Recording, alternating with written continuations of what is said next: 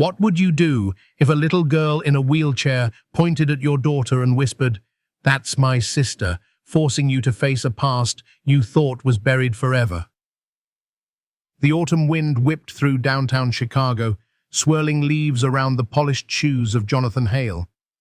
At 42, he walked with the practiced confidence of a man who had built an empire from the ground up. Yet, nothing in his decades of boardroom dominance had prepared him for the messy, unpredictable beauty of single fatherhood. Beside him, 7-year-old Sophie clutched his hand. Her steps were small but determined, her blue-green eyes wide as she took in the city's hum. She had her mother's eyes, that unmistakable shade between sea and sky that still stopped Jonathan in his tracks on certain mornings.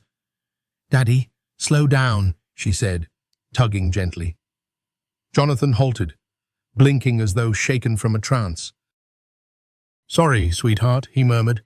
"I guess I was thinking too hard." They were on their way to brunch, just the two of them, like they did every first Saturday of the month since Sarah, Jonathan's wife, and Sophie's mother had passed away 6 years earlier. It had become their little tradition, a way to keep something normal in a world that had unraveled far too early. But as they reached the corner of Madison and Wabash, Sophie suddenly stopped. "Daddy, look." She was staring across the street. At first, Jonathan saw nothing unusual, just a tangle of foot traffic, cold glass storefronts and tired faces. Then he saw her. A little girl, sitting in a wheelchair, a cardboard sign propped in her lap that read, "Please help. God bless." But that wasn't what made Jonathan's breath catch. It was her eyes, those same blue-green eyes, that same wispy blonde hair. She was the mirror of Sophie. Sophie had been cast into a harsher life. "She looks like me," Sophie whispered. "Exactly like me." Jonathan didn't answer. He couldn't. His legs moved without his permission as he led Sophie across the street. The girl looked up as they approached. She couldn't have been more than 7. "What's your name, sweetheart?" Jonathan asked, his voice unusually gentle. "Lily," she replied softly. "Lily Carter." The name hit him like a jolt of lightning. Carter. A name he hadn't heard in years, but it lived in a dusty part of his heart. Grace Carter. Sarah's private nurse. The one who had been there for every breath of Sarah's final days. The one who disappeared without warning 8 years ago. Jonathan knelt to Lily's level, his heart pounding. "Where's your mom, Lily?" "She died 3 months ago. Pneumonia," the girl answered with heartbreaking matter-of-factness. "The doctor said it was treatable, but we couldn't afford the medicine." Sophie was silent, but her hand found Jonathan's sleeve. "She's my sister," she said simply. "I can feel it." The words were like a key turning in a locked door. Jonathan's world tilted. The timelines, the eyes, the name, the age, it was all possible. Terrifyingly possible. He looked again at the girl in the wheelchair. The bruises time had placed beneath her eyes, the thinness of her wrists, the way she flinched just slightly when he reached out too quickly. She was a child forged in the fire of struggle. But even in that fire, she hadn't broken. "She's been out here since morning," a voice said behind him. Jonathan turned to see an older man in a delivery uniform. "Comes most days, doesn't say much, just sits." "Like she's waiting." "Waiting for what?" Jonathan asked. The man shrugged.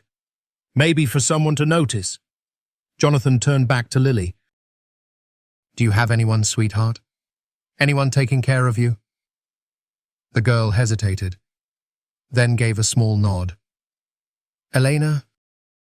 She's my mum's friend. She's old, though. Doesn't have much money." I try to help. It broke something in him. Jonathan pulled out his wallet with trembling fingers, but Lily shook her head. "I'm not begging," she said. "I just come here because Mama said maybe one day my daddy would walk by." Silence fell. And in that silence, the weight of 7 lost years pressed against Jonathan's chest like 1,000 bricks.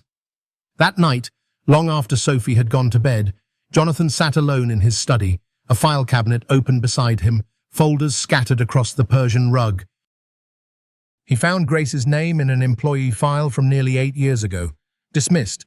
No explanation in his handwriting, just a note in cold, sterile language. Boundary violation. Handled by assistant.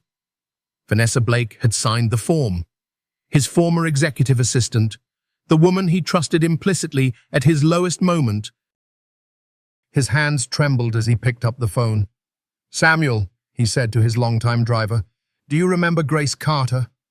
A long pause. "Yes, sir." "I do. I need to know everything." And Samuel told him. About the nights Grace had come to the office in the rain. About the time she waited outside for hours. About how Vanessa had called security on her. About how she'd tried again and again to reach him, and how he, broken by grief, had never known. Jonathan ended the call in silence. He stood by the window staring out at the Chicago skyline, his reflection barely visible in the glass. He hadn't abandoned Grace or their child, but he hadn't protected them either, and that somehow felt even worse. At dawn, he found himself at an old apartment building on the south side. The address Samuel had tracked down. Eleanor Ramirez, a tired but kind-eyed woman in her 70s, opened the door. She didn't seem surprised to see him. "You're him," she said simply. "She always said you'd come." Inside, she showed him a tin box. Grace had left it in her care for the day he comes. Inside, baby pictures. A hospital bracelet, a tiny pink sock, a USB drive labeled "For Jonathan, the Truth," and a child's drawing. "Mommy? Daddy? Lily?" Jonathan's tears fell freely now, unrestrained. The past couldn't be undone. But maybe, just maybe, the future still could be written. And so, with that tin box clutched tightly in his hands, Jonathan Hale made a silent vow. He would find his daughter, and this time, he would never let her go. The Morgan mansion stood quiet that morning. Usually, Sunday meant piano music in the parlor, fresh croissants from Margaret's kitchen, and Sophie practicing her spelling with a mess of crayons on the marble kitchen island. But not today. Today, Jonathan Hale sat alone in his study, the silver tin box from Elena Ramirez placed gently in front of him. The USB drive inside it had haunted him all night. Now, as the early sun spilled through the tall windows, he clicked it into his laptop. The screen flickered, and there she was. Grace Carter, pale, thin, but strong-eyed, even from what looked like a hospital bed. "Jonathan," she began, her voice raspy but steady. "If you're watching this..." "I guess fate finally did its work," she offered a weary smile. "I never hated you for not knowing. I tried. Lord knows I tried everything to reach you. But your people, they built walls, and I didn't have the strength to keep pounding on them." Jonathan leaned forward, heart in his throat. "She's your daughter," Grace said softly. "Lily has your brain, my stubborn streak. She's brave, Jonathan." "Too brave. She hasn't had the luxury of being fragile. She started walking late because of her hip, and we didn't catch it in time." "I couldn't afford to." She coughed violently, "but she never complained, not once." "She deserves more than what I could give her. And if you're seeing this, please, don't let her believe she was unwanted." The video ended without music, without fade out. Just silence. And in that silence, Jonathan Hale made a decision. "Mr. Hale?" Margaret knocked gently. "Sophie's up. She asked if you found anything about her sister." Jonathan blinked back tears. "Tell her I'll talk to her after breakfast." Moments later, Samuel pulled the Bentley into downtown again. Same corner, same breeze. Same little girl in the wheelchair. But this time, she wasn't watching the crowd for coins, she was watching for him. When she saw the car, her eyes lit up, then dimmed slightly, as if afraid it might be a dream. Jonathan stepped out slowly, box in hand. "Lily," he said softly. She looked up at him. "Do you remember me?" "I do," she said. "You're Sophie's dad." He knelt beside her. "And yours?" She didn't respond right away. Instead, she looked over his shoulder at the black car. "Is she in there?" "She is." "She brought your old drawing. Said she wants to show you something." Lily hesitated, hands gripping the arms of her wheelchair tightly. "Why now?" The question wasn't an accusation. "Just tired." Jonathan sighed. "Because I didn't know before. And now that I do, I'm here." Silence stretched between them. Then, quietly, "Would you like to come home with me? Just to visit? Just to see if it feels right?" Lily looked down. "I don't want to be a burden." "You're not. You're a child." "My child. And if you come with me, it's because you belong there, not because I feel guilty." She glanced at the cardboard sign in her lap, folded it slowly, then nodded. Sophie burst through the front door before the car had even stopped. "Lily!" she shouted. The girls stared at each other. Then, without hesitation, Sophie ran to the wheelchair and hugged her sister tightly. Lily didn't react at first. Then she melted into it like a child remembering what warmth felt like. Inside the grand foyer, Lily's head swiveled. She shrank back slightly from the chandelier, the high ceilings. The gold trimmed everything. Jonathan caught her unease. "Would you like a snack?" he asked gently. "Or a nap?" She shook her head. At dinner, Margaret served herb-roasted chicken, wild rice, and steamed asparagus. Lily barely touched the plate. Sophie whispered across the table, "Don't you like this kind of food?" Lily shook her head. "What do you like?" "Pizza." On the floor. Jonathan raised an eyebrow. "Mom used to say it tastes better when we sit cross-legged, like a picnic." Sophie lit up. "Daddy, can we do that?" "Like an emergency picnic?"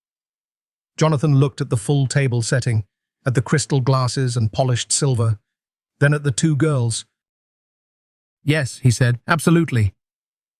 20 minutes later, they were sitting on the Persian rug in the living room, eating pepperoni pizza off paper plates. Lily smiled for the first time that day.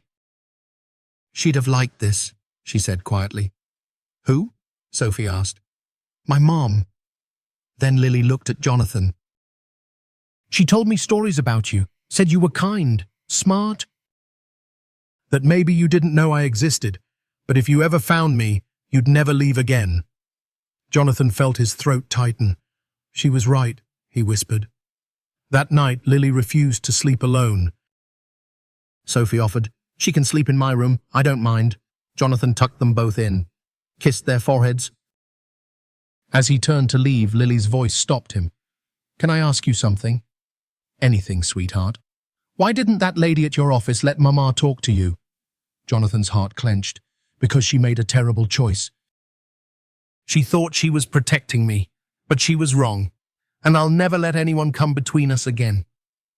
Lily nodded slowly. "Good," she said, "because I've been waiting my whole life to have a dad." And for the first time in nearly a decade, Jonathan Hale knew exactly who he was. Not a CEO, not a widow, but a father. And from that moment on, everything in his world would shift to reflect that truth. 3 days after Lily Carter arrived at the Hale estate, the atmosphere in the mansion had begun to shift. The walls, once lined with quiet grief and a rigid sense of decorum, now echoed with cautious laughter. Sophie and Lily had developed a rhythm two 7-year-olds, worlds apart in experience, but somehow perfectly in tune. They shared bedtime giggles, secret hand signals, and whispered dreams under a shared blanket. But for Jonathan Hale, the lightness of the moment was a fragile illusion. Because today, 2 envelopes sat on his desk. One held the DNA test results. The other an orthopedic evaluation from Dr. Marcus Kim at Children's Memorial.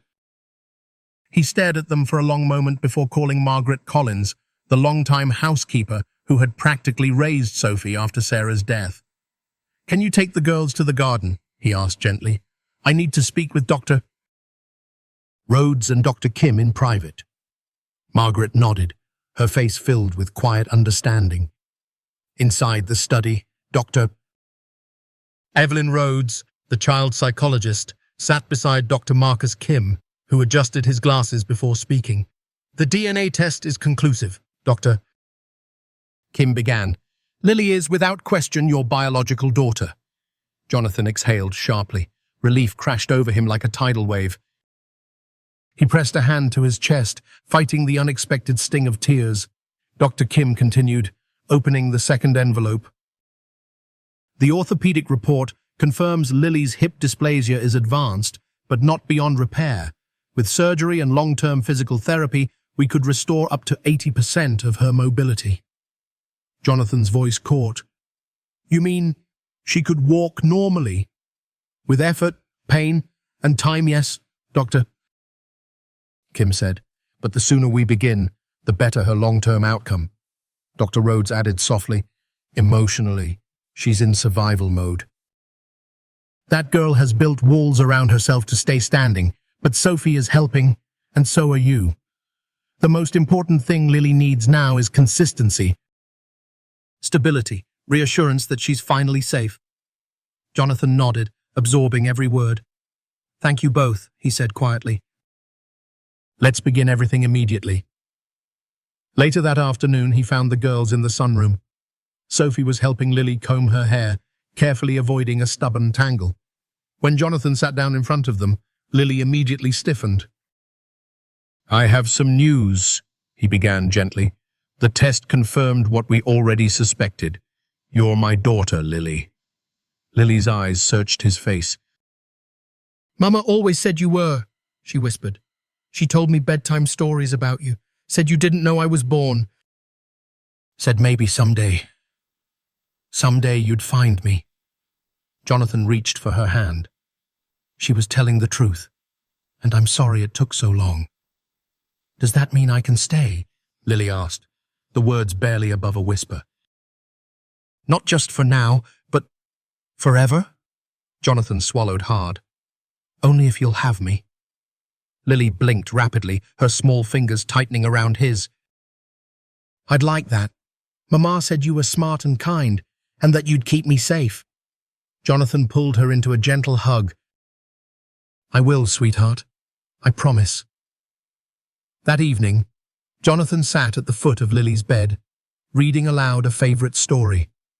Sophie had already fallen asleep beside her, curled up like a cat. But Lily was still wide awake. "Daddy?" He looked up from the book. "Will the surgery hurt?" she asked. Jonathan paused. "A little, yes, but you'll have the best doctors. And I'll be right there, every step of the way." She nodded solemnly. "Mama said I was brave like a lion." "Do you think I still am?" "I think you're the bravest little girl I've ever met." She hesitated, then whispered, "Even when I cry." Jonathan smiled gently. "Especially when you cry. Real courage isn't about never being scared. It's about choosing to fight even when you are." Lily reached for his hand. "Can I call you Daddy, or do I have to wait for the papers?" Jonathan's throat tightened. "You can call me whatever feels right to you." "Daddy," she whispered, testing the word like it was a secret only she could say. Then again, a little louder. "Daddy!"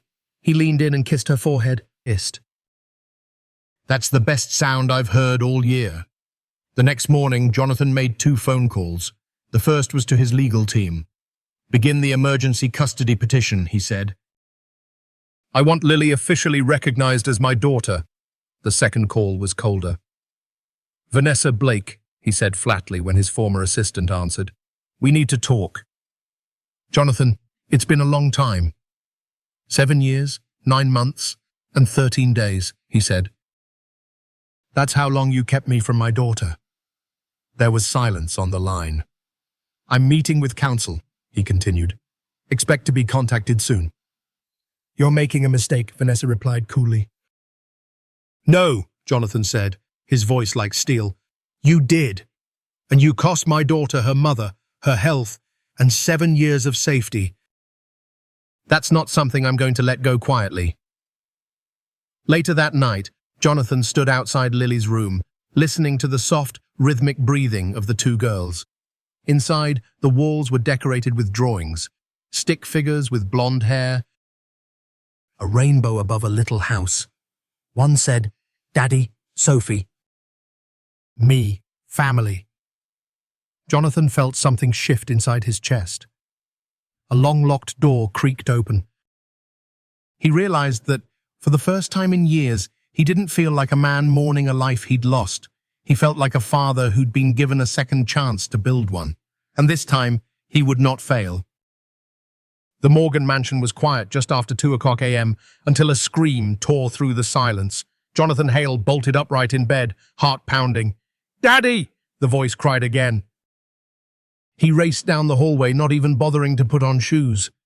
When he reached Sophie's room, he found Lily thrashing under the blankets, caught in the grip of another nightmare. Her face was pale, her arms flailing, voice raw with fear. The machine stopped beeping, she sobbed. Mama wouldn't wake up. Sophie, remarkably calm for a 7-year-old, was already stroking her sister's hair. It's okay, Lily, she whispered. You're safe now. Tell the nightmare to go away. Jonathan gently gathered Lily into his arms. You're not there anymore, sweetheart, he murmured. You're home now. I've got you. It was the 4th time that week. Dr. Evelyn Rhodes had warned him. The trauma would surface in waves, nightmares, anxiety, emotional regression, and an almost irrational fear of abandonment. Lily clung to him as he sat on the edge of the bed. I don't want to sleep in the big room alone, she whispered. What if you forget I'm here? Jonathan's voice cracked. I won't. But how about this? I sleep in the chair next to your bed tonight. Would that help? Her eyes widened. Really? Really? And so, he stayed. Cramped in the antique rocking chair, his back aching, legs numb, but his heart full. Lily slept soundly the rest of the night. The next morning, Lily had her first official physical therapy session at Children's Memorial. Dr. Rachel Lynn, a petite but firm therapist with a warm smile, greeted her with a clipboard and kind eyes. This might hurt a little, Doctor, Lynn said gently, but we'll go slow. I'm used to hurt, Lily said matter-of-factly. Jonathan winced. So did Dr. Lynn. As the session began, she moved Lily's legs gently, testing muscle stiffness and range of motion. Lily didn't make a sound, but tears streamed down her face. Jonathan couldn't take it. You don't have to be strong all the time, sweetheart, he said, kneeling beside her. It's okay to cry out loud. Mama said crying doesn't fix anything, Lily said through clenched teeth. Doctor, Lynn interjected softly. Your mama was teaching you to be brave, but I think she'd also want you to let people help when it hurts. Lily blinked rapidly. Do you cry? She asked Jonathan, catching him off guard. He nodded. I cried when I found out I'd missed so many years with you. For the first time, Lily allowed herself a small whimper. It was more powerful than any scream. That afternoon, back at the mansion, Jonathan made a bold announcement to his board of directors via secure video conference. I'll be working from home 3 days a week, he said. I'll still manage critical operations, but my daughter's recovery comes first. There was silence on the line. Then push back.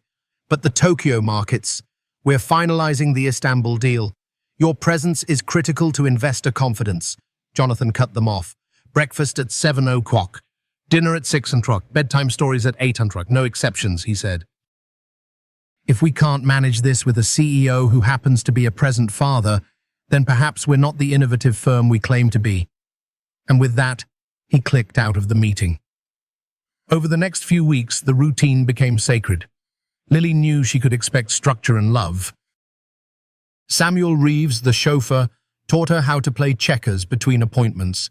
Margaret Collins started adding Lily's list to the grocery order, things like string cheese, grape juice, and cinnamon oatmeal. But the biggest surprise came from Sophie. She declared herself Lily's official interpreter. "She's not being rude when she doesn't answer right away," Sophie told the staff matter-of-factly. "She's just checking if it's safe to talk." The comment hit Jonathan like a punch to the gut. His daughter had been conditioned to measure every interaction for danger. The breakthrough came during a Thursday math session. Lily sat hunched over a workbook, pencil gripped tightly. Jonathan sat beside her, trying not to hover. After a long pause, Lily looked up and asked softly, "Can I call you Daddy all the time, or do I still have to wait for the judge?" Jonathan's heart cracked wide open. "You can call me Daddy forever." She smiled. "Mama said if I was really good, maybe one day you'd want to keep me." Jonathan put his hand over hers. "Lily, you don't have to earn my love. You already have it. You're perfect exactly as you are. Promise?" "I promise. And I'll keep promising until you believe it." That night, as he tucked both girls into bed, Lily reached out for his hand first. It was a small gesture, but it meant everything. For years, Jonathan had lived surrounded by polished stone, fine art, and stunning silence. Now, there were marker smudges on the dining table, cartoons echoing through the halls, 2 toothbrushes in the hallway bathroom instead of 1, and most importantly, the sound of 2 little girls learning to believe they belonged in the world. It started with a phone call at 6:02 a.m. Jonathan Hale rubbed his eyes and answered groggily. "Jonathan," his publicist said, voice tight with urgency, "the Chicago Tribune is running a front-page story. Financial executive abandons disabled daughter for 7 years. It's already gone viral." Jonathan sat up straight. "What?" "Vanessa Blake gave interviews to 3 separate outlets. She's painting you as a cold-hearted billionaire who rejected a sick child." Jonathan's blood turned to ice. Outside his bedroom window, he could already hear the hum of news vans pulling into the gated drive. By noon, the mansion was surrounded. Reporters, cameras, microphones, the rhythmic whir of drones overhead. Inside, Lily sat curled up on the living room couch, gripping a stuffed giraffe Sophie had given her the day before. Her face was pale. "Daddy," she asked softly, "are those people here because of me?" Jonathan knelt beside her. "They're here because some people don't understand our story yet. But we're going to tell them the truth." At Morgan Financial, an emergency board meeting had been convened. The room was ice-cold, both in temperature and tone. Richard Langston, the board chairman, didn't waste time. "Jonathan, the stock has dropped 12% since this morning. This scandal jeopardizes our credibility." "She's my daughter," Jonathan replied evenly. "She's not a scandal." Board member Patricia Hayes chimed in. "That may be true, but perception is reality. Right now, you look like a man who abandoned his own flesh and blood." Jonathan stood, pushing back his chair slowly. "I didn't abandon her. I was lied to. Her mother tried to reach me for 2 years. Your former executive assistant made sure I never knew." Langston folded his arms. "Regardless, you need to step down until this blows over. We'll issue a formal statement. I'm not hiding my daughter to protect your quarterly forecast. Then we'll vote on your position." Jonathan leaned forward, voice steady as steel. "Do what you need to do. But I'll be holding a press conference this afternoon on my lawn with my daughter." And with that, he walked out. Back home, Jonathan's publicist nearly begged him to reconsider. "Please, Jonathan, stick to a statement. Don't speak emotionally. Don't bring the child into it." Jonathan looked over at Lily, who sat watching from the window. "She wants to be there," he said.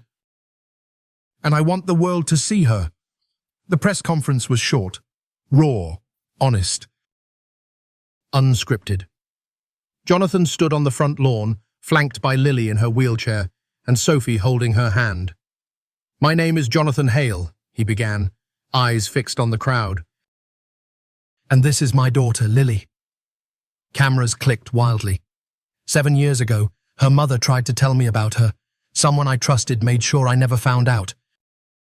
Her mother passed away 3 months ago, believing I didn't care. That I rejected them both. He paused, voice tight. That isn't the truth. And I won't allow my daughter's story to be twisted into a headline. A reporter called out, "What about your company's future?" Jonathan looked directly at the camera. Any company that would ask me to hide my child to protect its image is not a company worth leading. And any investor who's uncomfortable with a father standing by his daughter can take their money elsewhere. Another reporter asked Lily, "How do you feel about your new life?" The 7-year-old leaned forward, voice small but clear. "My mama said sometimes good things come from sad things. She died, but now I have my daddy and my sister." The press fell silent. In that moment, no spin, no headline, no smear campaign could compete with the truth of a child's heart. That evening, Samuel Reeves, the family driver, approached Jonathan in the study. "Sir, the staff wanted me to tell you, we stand with you." Jonathan looked up. "Margaret is already redecorating the playroom," Samuel added with a smile. In the hallway, Sophie and Lily were whispering over a notebook filled with drawings, stick figures, houses, and hearts. The outside world could rage. But inside this home, something much more powerful was taking root. Family. But even as public opinion began to shift, Lily's fears remained. It was Margaret Collins, the housekeeper, who noticed first. "She won't wear the new clothes, sir. The ones you bought her." Jonathan found Lily quietly folding the expensive dresses and placing them back into the shopping bag. "Don't you like them?" he asked gently. "They're too fancy," she replied. "Too fancy? What if you change your mind about keeping me? I can't take stuff that costs a lot." "The families who took me before said I cost too much." Jonathan knelt beside her. "Sweetheart, you're not a cost. You're my child." "But I heard you," she whispered. "On the phone, talking about surgery and money. You said the bills were staggering." Jonathan's breath caught. That night, he found her dragging herself toward the front gate, barefoot, sobbing. "I was going to leave," she said, "so you wouldn't have to choose between your job and me." He dropped to his knees and scooped her into his arms. "Oh, baby girl. No. Never. There is no amount of money in this world that could make me send you away." Her sobs racked her body as he held her tightly. "I'd live in a cardboard box before I let you go."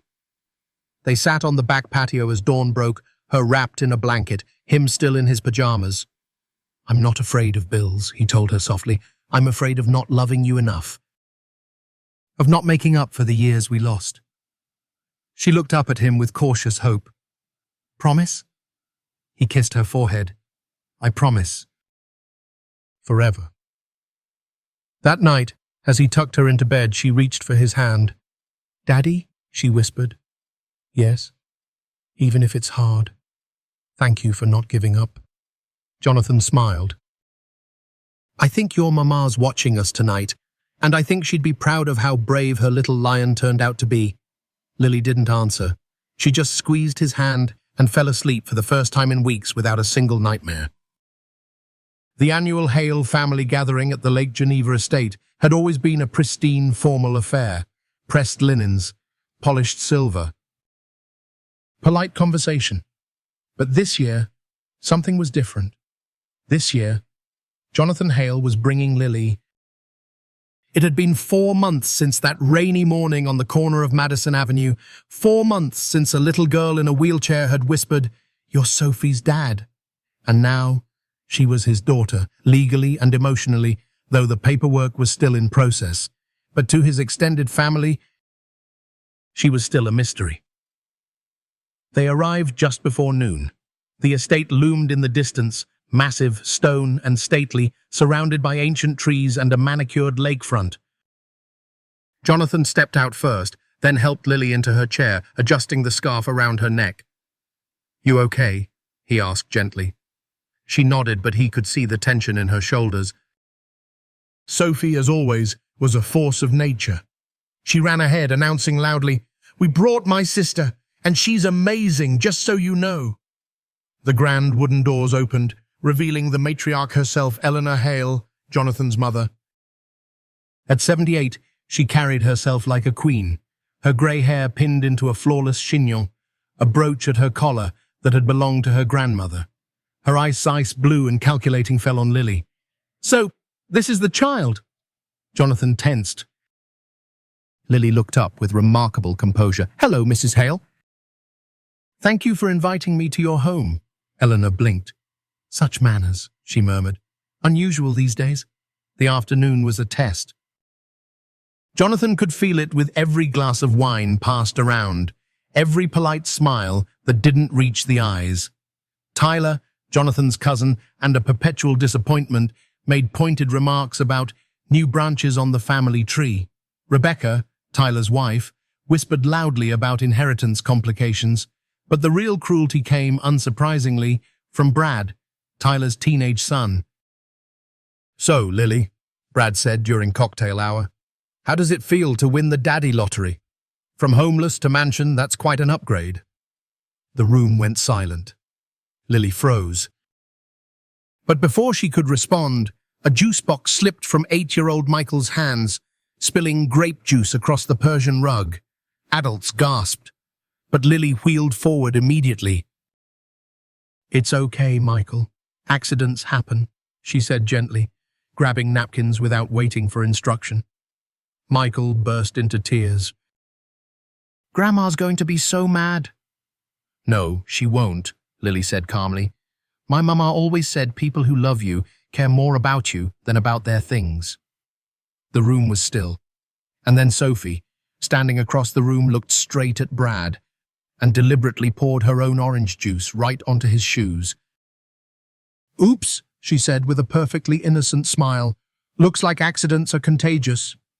From the fireplace, Eleanor Hale had watched it all, the spill, the insult, the poise. She rose, slowly but with unmistakable purpose, and crossed the room. "Tyler," she said coolly, "you will apologize to my granddaughter immediately. Then you will remove yourself from my home." "Mother, I was just—" "Now." Tyler paled. He stammered through an apology and ushered his family out without further protest. Then Eleanor turned to Lily. From her jewelry box, she withdrew a small emerald brooch, one Jonathan had only seen in family portraits. "This belonged to my mother," she said softly, pinning it gently to Lily's dress. "And her mother before that." Lily stared, eyes wide. "But I've only been a Hale for a few months." "Blood doesn't make a family," Eleanor said. "Character does." She met Jonathan's gaze with something close to pride. "Welcome home, granddaughter." That night, as they prepared to leave, Lily wheeled herself carefully toward the grand staircase. "Grandma Eleanor?" "Yes, child?" "Do you think my mama would be proud that I'm a Hale now?" Eleanor knelt beside her. "I think any mother would be proud to have raised a girl like you." She kissed Lily's forehead, formal, elegant, but undeniably sincere. On the ride home, Sophie leaned against Lily's shoulder. "You handled Brad like a queen," she said sleepily. "I wanted to cry," Lily admitted. "But you didn't. Because Mama always said to stand still when the world tries to move you off balance." Jonathan smiled in the driver's mirror. He thought of Grace, her strength, her quiet dignity, the way she must have imagined this moment but never lived to see it. And now, in the reflection of a little girl with an emerald brooch and a lion's heart, he saw Grace's legacy shining brighter than ever. That night, Lily added a new drawing to the wall of her bedroom, 3 stick figures, a tall woman with a bun, a girl in a dress, and a tiny green jewel drawn over her heart. The caption read, "Grandma says I belong." It was a quiet Sunday morning, the kind of morning where the world feels still when the light filters in just right, and the air carries the faint scent of coffee and warm blankets. Jonathan Hale was in his study, sipping tea, reviewing documents related to Lily's medical procedures and upcoming legal adoption. But his thoughts were elsewhere. He kept glancing at the small wooden chest on the bookshelf, the one that held Lily's early artwork, Grace's letters, and the ring he never remembered giving. He didn't hear Lily's wheelchair until it gently bumped the doorframe. "Daddy?" He turned, instantly alert. "Good morning, sweetheart." She was still in her pajamas, a blanket wrapped around her shoulders like a cape. I have something I want to show you," she said softly, holding a small dented tin box. Jonathan stood immediately. "Of course, come in." She wheeled closer, then extended the box with trembling hands. Mama called this her hope chest. She kept it under the bed, said it had our dreams in it, for when you found us. Jonathan's heart caught in his throat. He took the box reverently, slowly lifting the creaky lid. Inside were treasures more valuable than gold, a tiny hospital bracelet with Lily's name and birthday, a lock of baby hair tied in a faded pink ribbon, a crayon drawing of 3 stick figures under a rainbow with the words, "My family, age 6. There were folded photographs, Grace holding baby Lily, both laughing in grainy sunlit joy. Jonathan's hand trembled, but what made him stop entirely was the thick, worn journal wrapped in a silk ribbon. Lily looked up at him. "It's Mama's, but these aren't like the other entries. These were letters. For you." He opened it carefully. The first page was dated 7.5 years ago. "Dear Jonathan, I think you're still grieving. You don't even see me. I don't blame you. I see how much you loved Sarah. But I have to tell you something. I'm pregnant." Jonathan blinked. The words blurred. "You were gentle that night, broken but kind. I never expected anything from you. I just thought you should know. If she has your mind, I'll be exhausted trying to keep up. If she has my heart, she'll cry at commercials. Either way, I'll raise her with everything I've got." The pages continued. Year after year, milestone after milestone. Lily took her first steps today. She fell and got back up. She's strong. So strong. I wish you could see her. Lily asked why her daddy never comes to her birthday. I told her maybe he's far away, but still thinking about her. I came to your office again. Your assistant said you were busy. I sat in the rain for 3 hours with Lily on my lap. You never came. Jonathan had to stop reading. His hands were shaking. I didn't know, he whispered. I know, Lily replied. Mama said you didn't. She never let me believe you left us on purpose. At the bottom of the tin box was a small, mismatched USB drive. For Daddy. From Lily. Age 7. Written in marker, the letters smudged with time. Jonathan inserted it into his laptop. The screen blinked to life. There she was. Lily, a little smaller, a little thinner. Sitting on a worn couch in a dimly lit room. Hi, Daddy. If you're watching this, it means you found me. Mama's sick. She said I should make this for you. I'm not mad. I just want to know if you're kind, like she said. I hope you like music. I sing sometimes. The video wobbled as Lily adjusted the camera. Then she picked up a toy harmonica and blew a small tune-off key, but filled with heart. Mama said you used to build companies. I'm going to build things too. Maybe a garden or a house with a room full of books. She smiled shyly. Mama says I'm brave like a lion. But sometimes I don't want to be brave. Sometimes I just want to sleep without nightmares. If you come, can you sit by my bed just once? The screen faded to black. Jonathan sat frozen. Then, quietly, without prompting, Lily reached out and held his hand. I made that a few weeks before she went to heaven. I should have been there, Jonathan whispered. You're here now, she said softly. Later that afternoon, Lily asked for something she'd never asked before. Can we build a place for Mama's things? Not a shrine, a celebration, so she knows we didn't forget. Jonathan nodded. Of course. Together they cleared a small corner of Lily's room, a framed photo of Grace holding baby Lily, the drawing with the rainbow, the ring, the diary sealed in a glass case with the words, "Love waits, love remembers." Above it, Sophie helped hang hand-painted letters, "Grace's garden." That night, as he tucked both girls in, Jonathan kissed Lily's forehead and whispered, "Your mama didn't just raise a daughter. She raised a miracle." Lily looked up with sleepy eyes. And now that miracle has a home. The last thing Jonathan did before bed was open to one final letter in Grace's journal. "If he finds this, please tell him I never hated you. I never gave up hope, and I never stopped believing in love even when the world told me not to." Jonathan closed the journal, turned off the lamp, and let the weight of her words settle into his heart. She had left breadcrumbs of love scattered across the years, and now he and Lily were finally following them home. It started with a sweater, one of those soft, custom-knit cardigans Margaret had lovingly ordered in Lily's favorite shade of pale blue. It still had the tag on, brand new, never worn. Jonathan found it folded neatly back into its box, tucked under Lily's bed. Confused, he checked the other items he and Sophie had picked out weeks earlier: dresses, leggings, a pair of light-up sneakers, all untouched. When he asked Margaret, she hesitated. "She wears the same 2 outfits over and over," she said gently. "She washes them herself in the sink." "I've seen her, quietly, like she's afraid someone will notice."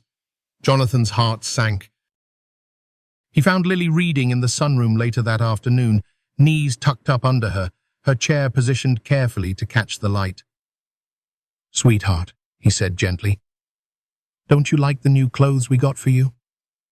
She paused, her gaze locked on a page. "I like them," she whispered. "But I didn't want to ruin them."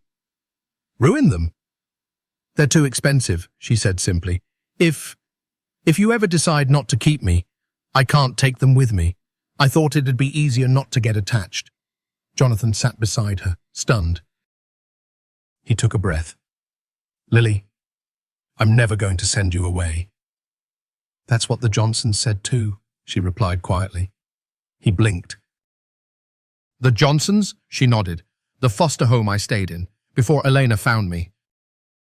They said they wanted to keep me, but then my doctor bills came, for the braces and therapy. And they told social services I was too expensive to keep." She said it like she was explaining the weather. No bitterness, just reality. Jonathan had no words, only a broken heart. That night, he stayed up long past midnight, sitting in the dark with Grace's journal on his lap. The pages blurred together. Milestones, memories, sacrifices. She had written about it. "I'm scared they'll start seeing her as a liability. Not a little girl. She's already had to prove she's worth loving, and she's not even 5. The next morning, Jonathan scheduled a conference call with his legal team and insurance provider. Sophie was at school. Lily was at therapy. But what he didn't know was that Lily had woken early, thirsty, and wandered into the hallway. She overheard everything. "We're nearing the maximum on policy coverage for the next surgery. Mr. Hale, the estimated rehab cost over 2 years is projected at..." She stood frozen, hands clutching the edges of the wall, face pale. By 3 a.m., Jonathan noticed her bed was empty. He found her in the garden, curled up on the grass, barefoot and shivering. Her wheelchair had been left on the porch. She'd tried to leave. Jonathan ran to her. "Lily." She didn't resist when he scooped her into his arms. "I heard you," she whispered. "Talking about the money. I was trying to leave before you had to send me away." Jonathan held her tighter than he ever had. "No. No, baby girl, you misunderstood. I know I cost too much," she sobbed. "I didn't want you to lose your company." "Or your money, because of me." Jonathan knelt on the dewy grass, still holding her close. "Listen to me. I have more money than we could ever spend in 5 lifetimes, but even if I didn't, I would live in a cardboard box before I ever let you go. Do you hear me?" She looked up, tears streaking her cheeks. "But what if it all disappears? Then we disappear together," he said fiercely. "But I will never disappear from you." At sunrise, they sat on the porch, wrapped in a thick blanket. Jonathan explained his finances in terms she could understand. "I once bought a building because I liked the view from the third floor. That's how much extra I have." Lily gave a soft laugh. "I once tried to fix my old braces with duct tape." He grinned. "That's very resourceful, but not necessary anymore." She looked at him seriously. "So, you're not scared of what I cost?" "I'm only scared of you thinking you're measured in dollars. You are priceless, and you're mine." That afternoon, they met again with Dr. Evelyn Rhodes. Lily was quieter than usual, but when prompted, she finally spoke. "What if I don't get better fast enough?" she asked. "What if I'm too broken to fix?" Jonathan reached for her hand. "You're not broken. You're healing." "There's a big difference," Dr. Rhodes nodded, "and healing doesn't happen on a schedule. It happens with patience and love." That night, something changed. As Jonathan tucked Lily in, she reached first. Not just for his hand, but for his heart. "Can I sleep in my own room tonight?" she asked. He blinked. "Are you sure?" She nodded. "But only if you stay in the chair." "Just for a while." He did, and for the first time, she fell asleep knowing she wouldn't have to run again. Later, Sophie tiptoed into the room with a blanket in her arms. "Bad dream night?" Jonathan nodded. Sophie climbed into the chair beside him. "You know," she whispered, "I don't think Lily needs fixing. I think she just needs reminding that she's already enough." Jonathan smiled, a tear slipping down his cheek. "And that," he said, "is exactly what we're going to do." It was supposed to be a simple day. A quick visit to the Westbury Medical Center for Lily's annual orthopedic scan. Nothing dramatic, nothing unusual. But life has a way of reopening wounds right when they've almost healed. Lily and Jonathan had just left the elevator when a voice froze them both mid-step. "Jonathan?"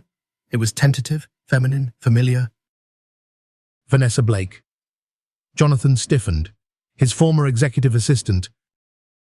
The woman who's even years ago had intercepted Grace's letters, silenced the voicemails, and kept him from ever knowing Lily existed. She stood there in a sleek tan coat, her blonde hair swept back in a polished bun. Behind her sunglasses, her eyes trembled. "Jonathan," she said again, softer now, Is that your daughter?" Lily turned to her father. "Who is she?" Jonathan clenched his jaw. "She used to work for me. And she knew about me," Lily added quietly.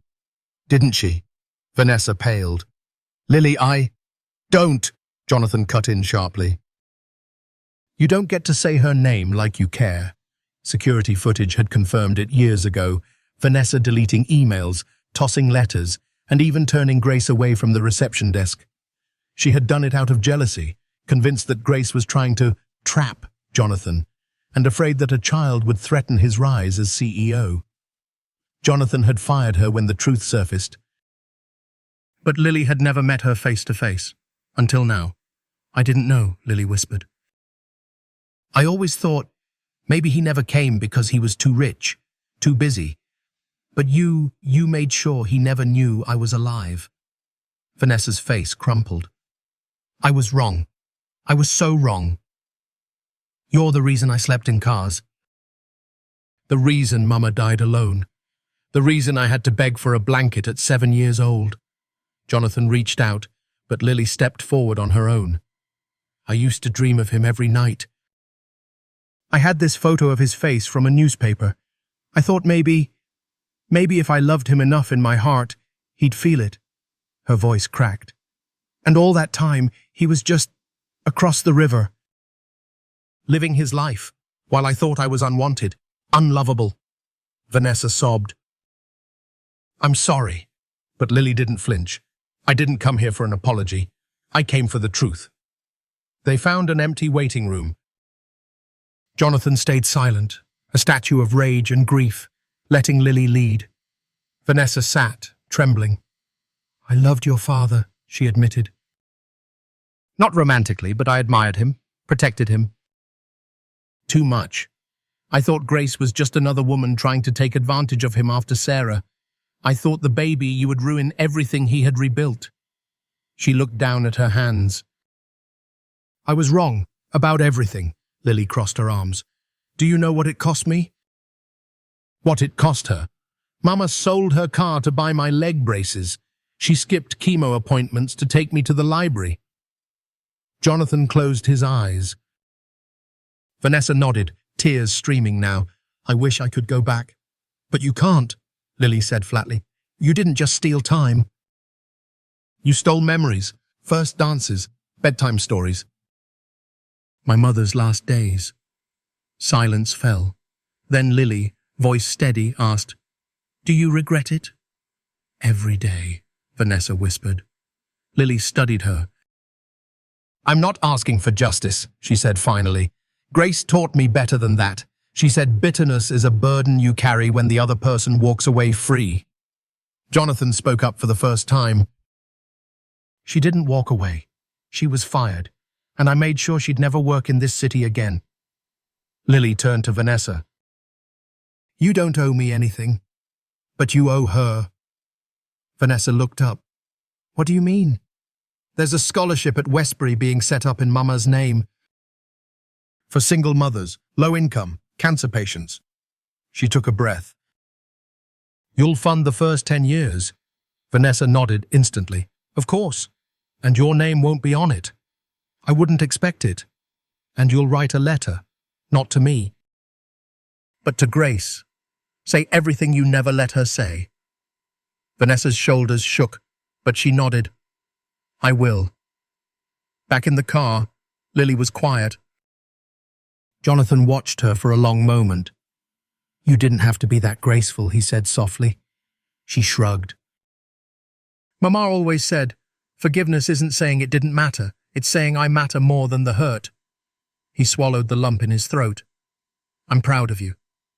"I'm proud of her," Lily said. "Because she made me this way." That evening, Sophie found Lily sitting by the Grace's garden corner, writing. When asked what it was, she smiled gently. "I'm writing my letter to Mama." "Want help?" Lily shook her head.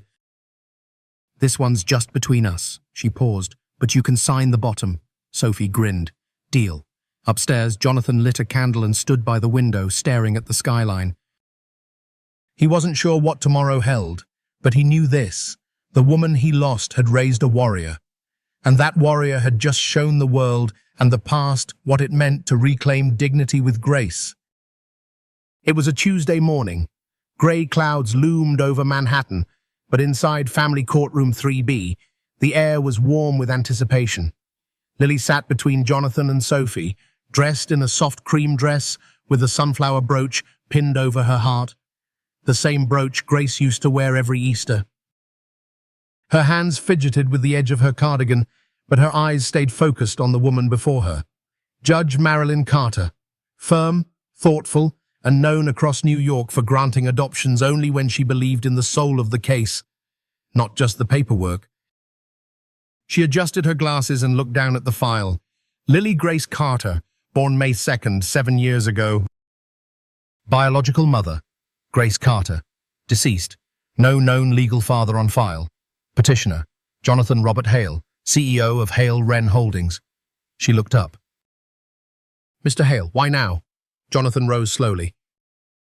He didn't speak like a CEO that day. He spoke like a man whose world had been rebuilt, one breath at a time. "I didn't know she existed until last year, Your Honor. But the moment I learned, I stopped being a man with money, or power, or a company. I became a father." He turned to Lily. "She didn't ask for this life. She survived it. With dignity, with heart, and with more grace than most adults I've ever met." He paused. "I missed her first steps, her first day of school, her birthdays. I'll never forgive myself for that, but I'm here now, forever." He cleared his throat. I'm not asking to be her father because of guilt. I'm asking because of who she is, because I can't imagine breathing without calling her my daughter." The judge looked to Lily. "Miss Carter," she said softly, "do you wish to be adopted by Mr. Hale?" Lily stood. The room held its breath. "I used to think being adopted meant someone picked you like a puppy," she began. "But now I know. It means someone stayed. Even after knowing everything, after seeing all the broken pieces." She turned to Jonathan. "I want his name. But more than that, I want him to know he has mine." A soft chuckle rippled through the room, then silence, then petition granted. Judge Carter banged the gavel. "From this moment forward, Lily Grace Carter is legally Lily Grace Hale," Sophie squealed. Jonathan crumbled into silent tears, and Lily smiled the biggest smile of her life. Outside the courthouse, reporters had gathered. Whispers of the Hale heiress had trickled out months ago, but this was the first time the family stood together in public. Jonathan shielded Lily from the flashes, but she stepped forward. "Can I say something?" He hesitated, then nodded. A reporter handed her a mic. "My name is Lily Grace Hale," she said calmly. "I'm 7. I walk with help. I have 1 kidney, and my mom died last year." She took a breath. "But I'm not sad today. Because I have a sister who paints with me, a dad who stayed, and a home where I don't have to earn love with grades or silence." She smiled at Jonathan. "And my last name doesn't change who I am. It just tells the world who never gave up on me." Later that evening, they had a small celebration at home, just the 3 of them.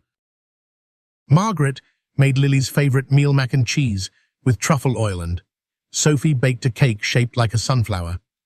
At the center of the table sat an envelope. Lily opened it slowly. Inside was a deed to a foundation.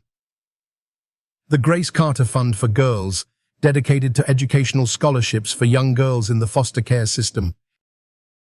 Jonathan had set it up quietly, but now it was in Lily's name. "You're the chairwoman," he smiled. "You get to decide where the money goes." She blinked. "But I'm only 7. "You're also Grace's daughter," he said. "And that's all the qualification I need." That night, Lily fell asleep in her new room with Lily Hale stenciled on the door.